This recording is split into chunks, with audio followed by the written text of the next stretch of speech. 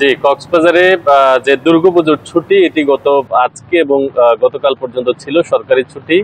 আগামীকাল থেকে আবার সাপ্তাহিক ছুটি শুরু হচ্ছে। সব মিলিয়ে 4 দিনের যে ছুটি, এটির ফলে কক্সবাজারে এই মুহূর্তে কিন্তু যথেষ্ট পরিমাণ পর্যটক সমাগম হওয়ার সম্ভাবনা তৈরি হয়েছে। সব মিলিয়ে গতকাল থেকে হোটেল মোটেল মালিকদের যে তথ্য, কক্সবাজারে 5 শতাধিক হোটেল মোটেল রয়েছে, সেখানে প্রায় সব হোটেলে প্রায় 90% হোটেলের রুম কিন্তু বুকিং হয়েছে।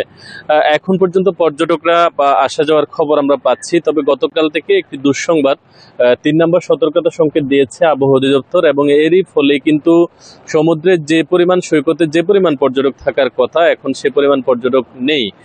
সকাল থেকে যথেষ্ট পরিমাণ বৃষ্টি হচ্ছে কক্সবাজারে, এবং বৃষ্টির ফলে কিন্তু যারা আসলে বৃষ্টিতে ভিজতে সমুদ্রে আসছেন তারাই শুধু আসছেন, কিন্তু এখন পর্যন্ত সমুদ্র সৈকতে আসলে উল্লেখযোগ্য পরিমাণ পর্যটকের উপস্থিতি আমরা লক্ষ্য করিনি।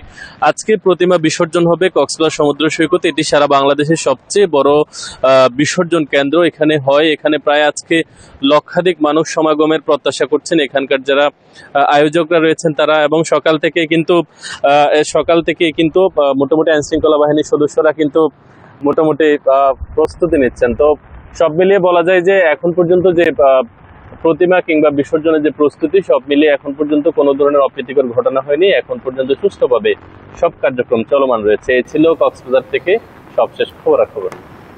বান্ডেল থাকলে প্রতি সেনমানিতে টাকা বাঁচবে।